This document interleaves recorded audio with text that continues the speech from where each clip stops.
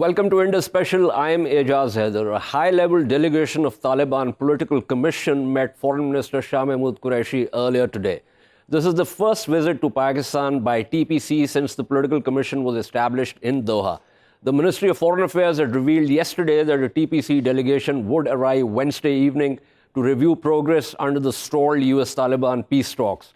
The Taliban delegation arrived as Zalmay Khalilzad, the top US diplomat involved in talks with the Taliban, also met government officials in Islamabad. However, Sohail Shaheen, the Taliban's Doha-based spokesman, told AFP that simultaneous visits to Pakistan of US peace envoy Zalmay Khalilzad and the Taliban were a coincidence. This seems to suggest that the TPC delegation is unlikely to meet with Khalilzad.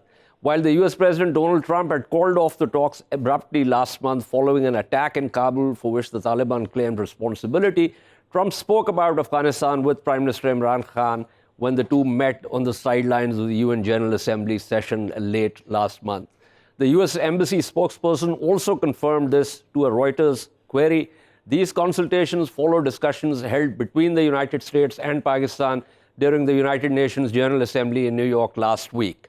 To discuss what this development portends, we are joined by Dr. Jonathan Schroden, who directs the Special Operations Program at the Center for Naval Analyses, has had long experience of Afghanistan, where he was deployed 10 times, and also Iraq. Thank you for being on the program. We're also joined by Rahimullah Yusufzai, who is the resident editor of the News, based in Peshawar, and has been watching developments in Afghanistan over the past 3 decades or more. Let me kick off with Dr. Schroden. Dr. Schroden, it seems that while President Trump said the talks are dead, and he actually repeated it, although he repeats words normally, but he repeated that they're dead. But it doesn't seem that they're dead. It seems that, both sides are trying to reach out once again. And when President Trump met with Prime Minister Khan, they talked about Afghanistan. The Ministry of Foreign Affairs press release also suggests, given the statement by the Pakistani Foreign Minister, Mr. Qureshi, that Pakistan is still in the process of facilitating the talks and getting the two sides back. What do you think? I think that's right. The Taliban maintained, even in the wake of President Trump's tweets where he called off the talks, that they were still willing to come to the table under essentially the same terms as that had been agreed upon in the draft agreement that Trump called off. So the Taliban have always been willing to come back to the table. The onus was really on the United States to do that. It seems clear that Prime Minister Khan discussed this with President Trump at the UN. It seems to be that he asked President Trump to give this another go, to allow Pakistan to try and facilitate bringing the two sides back to the table. Then that appears to be what we're seeing now. Both sides describing this as, not a restart of the peace talks, coincidental visits to the same location. But I think anybody can read between the lines and sort of see that it's clear Pakistan is trying to mediate a path for the two sides to come back together. And I think there's a lot of hope that will actually happen. Absolutely. That seems about right. But give me a sense of what's happening in D.C. And I ask this because it appears that Secretary Pompeo is not particularly happy with the way the talks were proceeding, or shall I say, the Ambassador Khalilzad, he thought, was pursuing the peace mission. Is that sense correct? Well, I think there was a lot of pressure on the framework of the deal that Khalilzad appears to have negotiated with the Taliban. And while the full details of that have not been made public, and a lot of the commentary is fairly speculative based on bits and pieces of details that have emerged over the past few months, there was a lot of pressure that built, especially from some of President Trump's closest confidants, people like Lindsey Graham, for example, who were unhappy with any number of parts of what was supposedly in the deal, whether that's the Taliban's promises to not allow the likes of al-Qaeda to remain present in Afghanistan, whether it was the supposed lack of a comprehensive ceasefire, or whether it was the structure of the talks themselves, in which the intra-Afghan negotiations came after the U.S. and the Taliban reached a deal. So there was a lot of pressure on the substance of the deal itself. The sense I get from what's happening in Pakistan right now is that I don't get the sense that they're going to crack open the draft deal again. The sense I get is that the U.S. may ask for some informal additional concessions from the Taliban, probably most notably a reduction in violence on both sides, if not in the form of an agreed upon general ceasefire, at least in the form of an informal agreement that both sides will sort of ramp down their violence in order to allow intra-Afghan negotiations to start. Okay, that's a very interesting thought. So you basically saying that while neither side is going to reopen the text of the draft, there's a possibility that certain other issues could possibly be added to it. Or what exactly do you mean by informal agreement? Like oral sort of guarantees, or is this something that Pakistan will sort of guarantee, on behalf of the Taliban?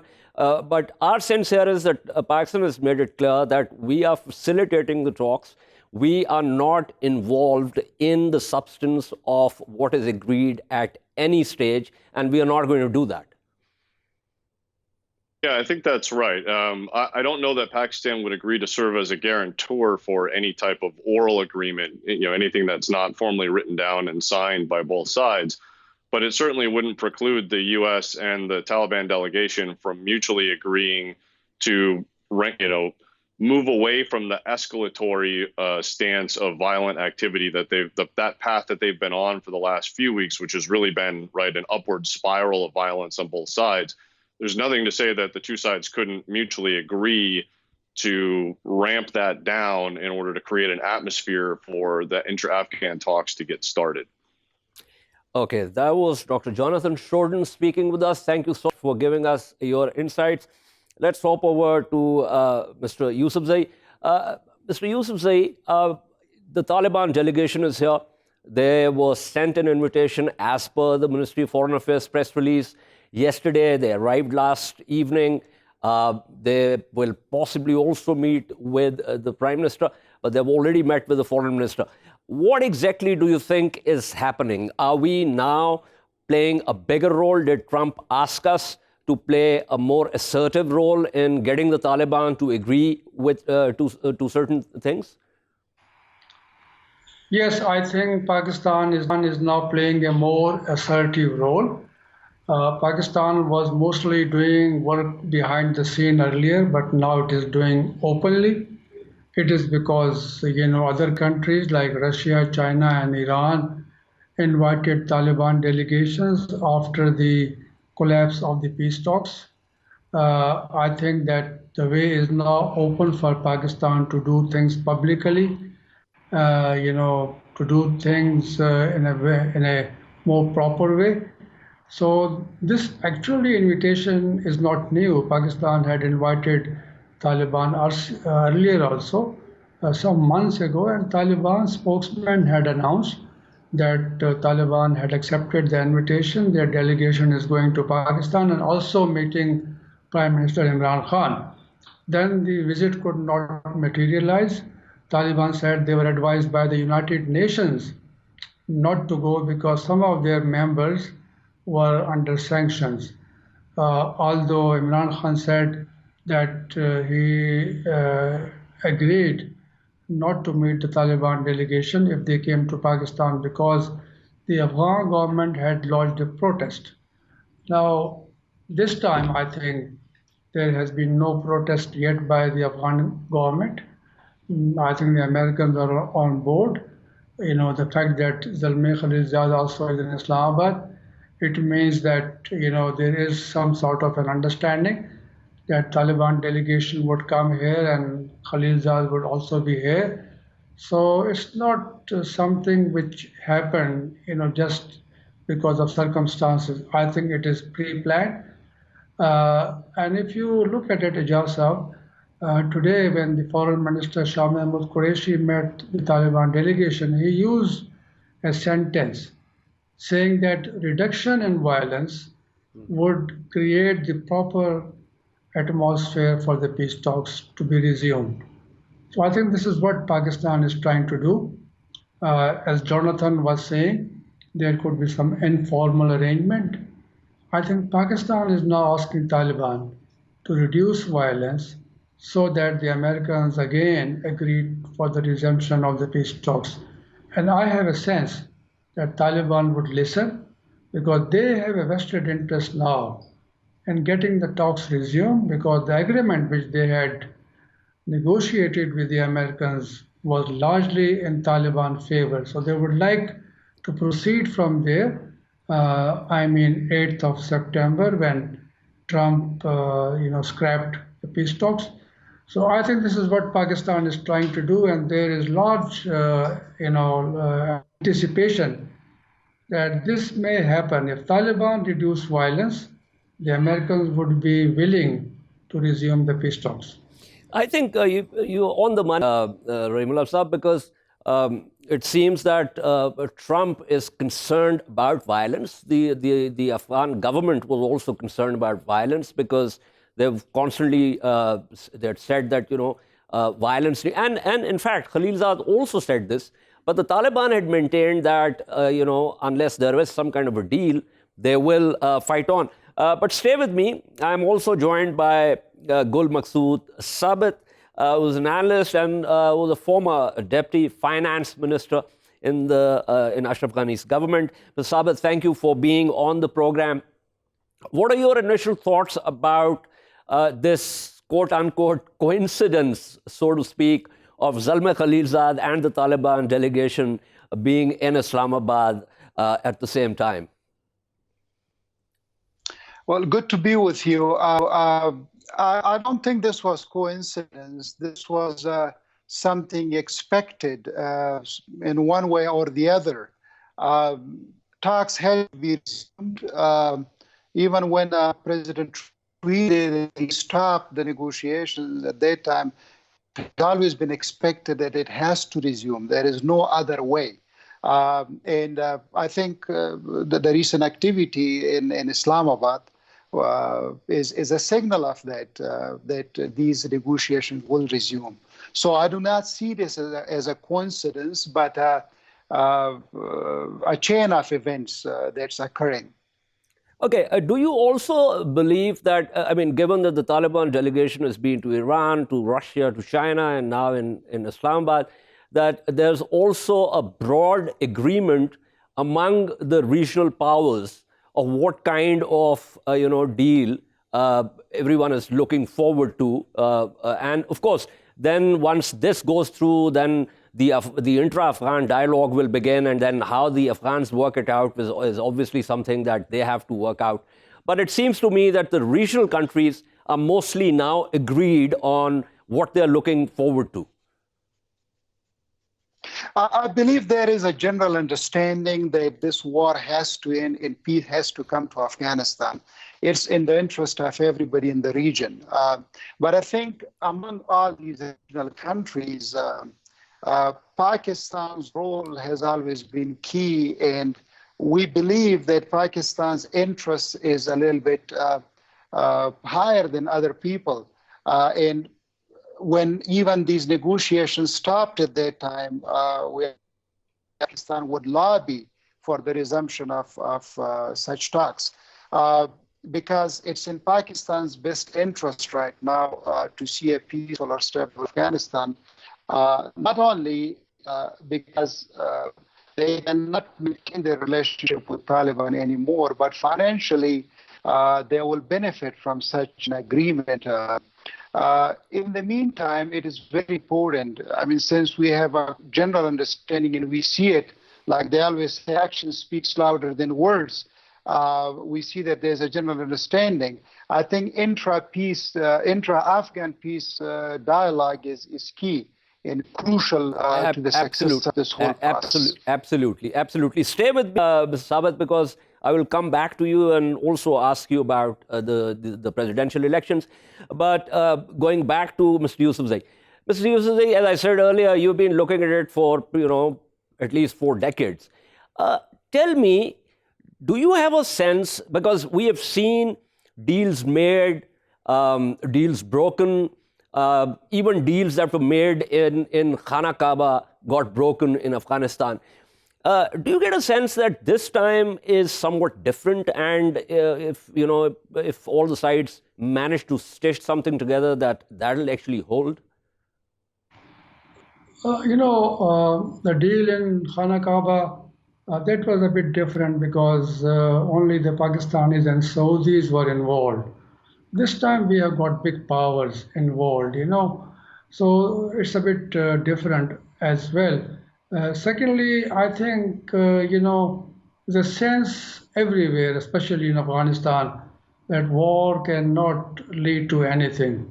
It will only cause more destruction and bloodshed. Taliban now, I think, believe that they can achieve something through the peace process. The Americans, want to leave, but they want to leave with some dignity, and that can only happen if there's a peace agreement. The Afghan government, has to be eventually involved, because whether it is weak or whether it is elected or whether the elections had a very low turnout, it is still a legal entity, a constitutional entity, and it has to be involved in the peace process. So I believe that it's a bit different. This time the peace process, the peace talks have been very serious and sustained. There has been no peace process which was that long and that serious. And that's why both sides said they have almost reached an agreement. Khalilzad saying in principle they have almost agreed to everything. So I thought that, because of the involvement as such important world players, I think if the Americans are sincere, they will insist on the involvement of Russia, China, Pakistan, even Iran, because that will sustain the peace process. Otherwise, Ejaz, this is my experience, that if you don't have a comprehensive peace settlement, even if one armed group is kept out, that agreement will not work. Absolutely. Somewhere, some country, some force will support that. They will have a vested interest, and these Afghans, they will not accept any agreement in which they are not included. So you have to include all these different forces, whether they are political or armed. Okay. Mr. Yusufzai, the elections, victories declared both sides. It seems to me that it's going to be a mess once again. I think it's a matter of concern. Things are heading to the same situation as in 2014. On that occasion, the Americans intervened through John Kerry. They called the so-called National Unity Government. I have my, apprehension that Americans would not like to get fully involved the way they did in 2014. But you may have heard about the statement by Mike Pompeo, and he is asking the candidates to be patient and to wait for the institutions tasked to hold the elections and declare the results. So absolutely. Americans are concerned. I think, the problem is that both major candidates are trying to preempt each other. Absolutely. They will say if they lose that, look, we were winning, we were ahead, and now we have been defeated. Absolutely. Now, but it's the usual thing. Thank you so much. It was Mr. Rahimullah Yusufzai talking to us. We shall take a short break and return to discuss the deteriorating situation in Indian-occupied and annexed Kashmir, which continues to witness occupation and oppression by the Indian state. Stay with us.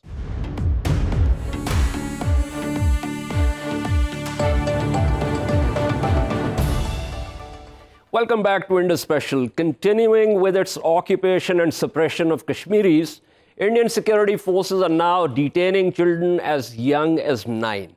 Before we go further into this discussion, here is a BBC interview by Iltija Mufti. We are playing this clip because Ms. Mufti's mother's party was in a political alliance with Narendra Modi's BJP. In that capacity, the People's Democratic Party was part of the oppressive policies in the occupied state until Delhi dissolved the assembly and imposed governors and then president's rule in the occupied territory. For Ms. Mufti to say what she's saying, here's the clearest indication of what is going on, because her family was an accomplice to what went on in occupied Kashmir in the run-up to what happened on August 5. Listen to this. How can Kashmiris give them a chance when they've done this without our consent? And they're doing this in the garb of development, when the truth is that they want to engineer demographic changes in what is the only Muslim majority state in Jammu and Kashmir. Development, the development argument is a deeply flawed one, and it doesn't cut it. You spoke about my mother being in a government with them. We asked them for power projects. I don't know if you're aware, Stephen, but Kashmir has an acute electricity crisis. We produce 4,312 megawatts of hydropower, but the government of India only gives us 13%. And one of the things in our agenda was to return these power projects so that Kashmiris can have electricity like the rest of the cities. But these are things that they were never done. Let me ask you this as we end. Everything you've said about the Indian government suggests to me that for you for one as a Kashmiri, have little interest now in trying to build bridges, reach out to develop a dialogue with Delhi. But are you ready to talk to Delhi about the future of Kashmir in a constructive way? What kind of a hope can I have from a government that detains 9-year-old boys, that talks about having a 60-inch chest? That's the kind of rhetoric that they do, but they're scared of 9-year-old boys. What kind of a hope can I have from a government like that? I mean, Kashmiris feel more, they gravitate, they identify more with someone like Imran Khan, who really spoke up for Kashmiris. His speech went on for about half an hour, and Kashmiris really respect the fact that he spoke up for us. And Stephen, the tragedy is that 72 years after the leadership of Jammu and Kashmir acceded to a secular and a democratic India, every Kashmiri today is asking themselves if this was the right choice. Because this country is not Gandhi's India anymore. We're hurtling towards Godse's idea of India, which crushes dissent, which doesn't have space for dissent, which doesn't have space for democracy, which does not want to, embrace people of different ethnicities and cultures. I would say that the soul of this country is being assaulted every day. Well, there you go. That was Ms. Mufti speaking to the BBC Hard Talk program. We now move on to our discussion, and we are joined by Ambassador Asif Durrani, Dr. Ilhan Niaz, who's a historian and associate professor of history at the Quaid-e-Azam University, Muzzammil Thakur, a Kashmiri based in London. Muzzammil, even the Quislings are now speaking up. The Quislings and there are these families that provided that fig leaf of legitimacy to the Indian governments through 72 years. Even they are speaking up now. So essentially, there is no one in Kashmir now that can stand up for what Delhi has done. You're absolutely right. These Quislings, as you so aptly refer to them, they will always remain stooges of the Indian government. We will always recognize them as former stooges, even now. But you also have to remember what happened after the BBC Hard Talk interview that Shah Faisal had done, another stooge of the Indian government. He was immediately sent to house arrest. Absolutely. Now, the fact that Iltija Mufti has been running her mother's Twitter account for so long, now has done a BBC Hard Talk interview, previous to that did many other interviews, and she's still running around free. What does that indicate? I hope to God that she is not going to be sponsored by the Indian government as the next so-called leader of the people of Kashmir, the same way that they installed the Sheikh Abdullahs and the Farooq Abdullahs and the Umar Abdullahs, and the same way they installed Mufti Saeed and Mehbooba Mufti. Hopefully it will not be that Iltija Mufti is going to be forced upon us. We will never accept people like that. But when we talk about the last 60 days, today is the 60th day. Let's remember what exactly happens with the people of Kashmir and the kind of communications blackout that has happened inside Kashmir. 13,000 young people that have been arrested, and the kind of things that they've had to witness while they've been in detention. If you're aware, in Shupian, my hometown, where they're taking young boys to the masjid, to the mosque, turned on the loudspeaker where is supposed to be adhan, and instead the population hears the screams of those young boys being tortured. And that's just Kashmir in the last 60 days. If we go back to 72 years, there are things that I don't even want to mention because they are so cruel. But when we look at the BJP itself and their manifesto and the way that they work, let's also remember that it is not just with Kashmir. let's look at what happens inside India. If anybody remembers Tabriz Alam, that was butchered and murdered in broad daylight. And then you have the issue of Shambhulal Negar, who burnt a Muslim live while he was live streaming. And then this gentleman was bailed by the BJP so that he could campaign for the BJP's re-election. If India can do this to their own citizens inside India, what would they possibly do to those people that are living inside Kashmir, a de facto and now a de jure occupation? Absolutely. I have these headlines for me, and they're from various international publications. There's, of course, the Turkish paper, which said that the Turkish parliament speaker said that Turkey has not forgotten friendship of Indian Muslims during independence war, and that Turkey stands with Pakistan on the issue of Kashmir. Then an Indian publication where the advisor to the J&K governor says that the Kashmiri leaders will be released one by one, as he put it, after they have been screened. And then, of course, the New York Times editorial says the UN can't ignore Kashmir anymore. And one of the paragraphs says, while Mr. Modi didn't address the issue, namely the Kashmir issue, in his United Nations speech, at a rally in Houston a few days earlier, he said that revoking the constitutional clause on Kashmiri autonomy meant, quote, people there have got equal rights, unquote, with other Indians now. That's, according to the New York Times editorial, is an absurd assertion to make about a state in the world's largest democracy that's essentially under martial law. And then, of course, the Al Jazeera headline, depressed, frightened, minors held in Kashmir crackdown. Ambassador Durrani, given all of this, do you think that our diplomacy has had some success in relation to the issue? I think the war has just begun at the diplomatic level because we were also, to tell you the truth, taken by surprise. And no one was ready with regard to Article 370 and 35A being revoked. At least I know the people they were not aware of in the Foreign Office or elsewhere who have been dealing with Kashmir. Well, BJP has had that on its manifesto for 2 decades or more. Surely someone has studied the manifesto. But the timing was India's choosing. It was not our choosing or our warning. So I think you will give this much allowance to the people here, because CIA, despite spending billions of dollars, could not predict the fall of the Soviet Union.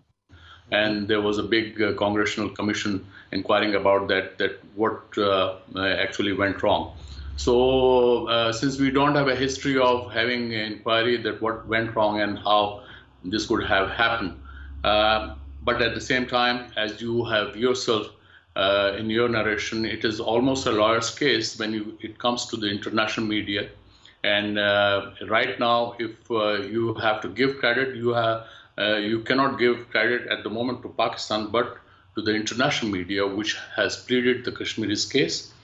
And the Kashmiri diasporas, frankly, that have really created a groundswell for this, and the Kashmiri intellectuals, based abroad, who have written and spoken on the issue. But let me quickly hop over to Dr. Niaz here, because I just want to get a sense of history from him. Dr. Niaz, of course, we never accepted Article 370 or the affiliate Article 35A. So the issue is not really that. The issue is about India unilaterally changing the status quo and essentially, creating a situation which is that of annexing an occupied territory. But I want to go back to what Muzzammil said, that this is not the first time that the Quislings have been co-opted or are likely to be co-opted. Give us a sense from history of how this played out earlier with Sheikh Abdullah and so on. Well, it does. Almost from the get-go, the Indian government has used the help of people willing to cooperate with it to legitimize its occupation of Kashmir. And when it has not suited them, of course, they've always been willing to put them under pressure, to lock them up, or to otherwise strong-arm them. Since 1989, since the unrest or the insurgency, whatever you want to call it, began in Kashmir, of course, there has already been unprecedented violence perpetrated by the Indian government against the people of Kashmir. And that violence has continued long before, Modi revoked Article 370 or carried out other changes to the Constitution. And so, in a sense, you have a long history of this on and off collaboration, of this use and this disposal. And I would also be concerned, as Muzzammil was earlier, that the New Delhi government might well be now looking for some sort of space to re-engage some of the old collaborators for the next phase, whatever that might be. So in that sense, the Kashmiris, they need to be wary of leopards or tigers pretending to change their stripes or their spots. Okay. Let me go back to Muzzammil here. Muzzammil, it does seem that there's now a certain kind of groundswell, but this is something that needs to reach a critical mass. I was also looking at, I actually did a program on India's economy, the figure fudging and the rest of it, and I think in the next 6 months, the Modi government is actually looking at a major stagnation in the economy. That process has actually already started. Do you think that is something which could either get him to begin to focus on the economy, or use that to create a situation where the majority Hindus begin to look at the minorities as usurpers of jobs and the rest of it, and actually create a violent situation inside India? It's funny that you should talk about the economy, because just now I received a report. This is from an Indian report. This is not something that somebody can say that this is some kind of biased reporting, that the economy is under 8 core sector industry. My mistake, more bad news for the economy, as 8 core sector industries record negative growth, which includes coal, crude oil, natural gas, refinery products, fertilizer, steel, cement, and electricity, which has been recorded at minus 0.5% against 4.7% in August last year. The economy is tanking, completely tanking, and they're trying to cover up this economic problem by the NCR, the National Register of Citizens, by the Kashmir issue, by the minorities, by claiming that the Khalistan movement is a terrorist organization. So they're trying to cover up their own problems by these manufactured issues. And you're absolutely right. There is a very big chance that the Indian government, particularly this BJP fascist government, they have no interest in the greater economy. They have an interest in the greater pan-Hindutva nation. They want to spread their wings as far as possible. We've already heard people like Amit Shah and other quislings of the BJP have said that they want to now take the so-called POK, as we refer to as Azad Kashmir, and they will not stop there. They will go towards Pakistan. When we talk about the Hindus and how they will be pushed to think the propaganda that exists in India, they will be pushed to think that the Muslims, the minorities, it's not just the Muslims. You have to remember, inside India, there are the Christians, the Dalits, the Buddhists, the Sikhs, that they are also under persecution in one way or the other, and it is going to become a massive war. When we talk about World War III, there is going to be a potential World War III. Let's not consider it just between countries. World War III could become a massive civil war within India. You have a 1.3 billion population where even the Muslims in the south of India are completely unhappy with those in the north. They have a completely different language, culture, heritage, identity. They don't subscribe to the ideals of anybody else in the rest of India. So there is a massive problem inside India. And the Indian government will try and clamp down on any dissent. It's not just Kashmir. They are going to spread their wings way beyond their own borders and make sure that their Hindutva ideology, the same ideology that Hitler and Mussolini had, that they are going to implement that far and wide. This is the same ideology that we call fascism. This is the same ideology that we crushed in the 40s and the 50s. Absolutely, Muzzammil. In fact, some needs to tell the Indians that Azad Kashmir is Azad because it the Punchis and people in Gilgit-Baltistan stood up and defeated the Dogra army. So when they talk about taking Azad Kashmir, it basically extracts a laugh from me. Ambassador Durrani, everything that Muzzammil has talked about, these are the fault lines in India. And you've had a long and illustrious career as a diplomat. These are precisely the fault lines that we need to target in a diplomatic offensive. Yes, we can. And I think this is a high time that opportunity has arisen that we should make use of these opportunities which the Modi-led fascist regime has. They created these fault lines. These have not cropped up all of a sudden. But of course, these are the opportunities we should.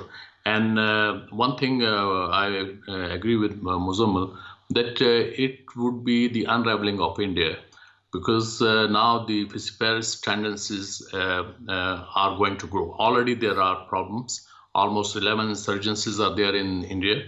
And if this is the attitude of the present dispensation in the country, then I don't think that this country is going to survive.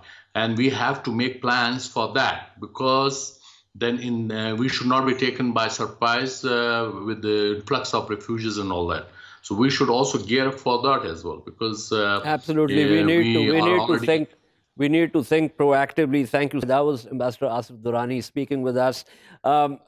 Ilhan Niaz, again, history. What lessons, given that if there is a scenario in which there is a civil war in India, yes, refugee influx and the rest of it, but we've also seen that at those moments, fascist leaders direct or redirect, shall I say, the energies and by invoking the bogey of external threats. And that is where Pakistan is their favorite bugbear. Do you think that there's a danger that when things begin to slide, that Mr. Modi will turn towards Pakistan?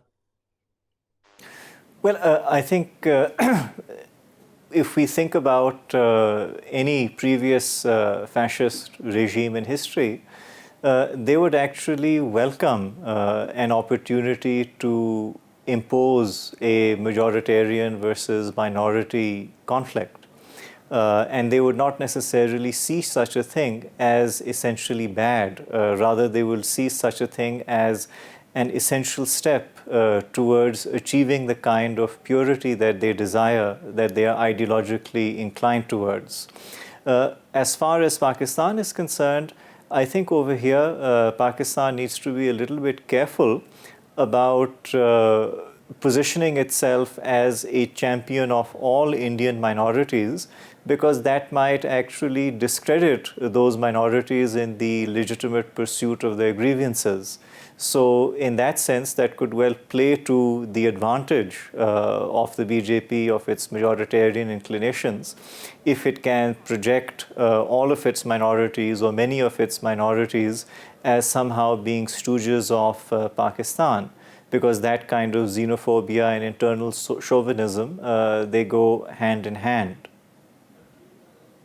Absolutely. Thank you so much. That was Ilhan Niaz speaking with us. Thank you to Muzzammil Thakur also, as always, very insightful. This is all we have today from Indus Special. We shall see you tomorrow. Until then, it's goodbye.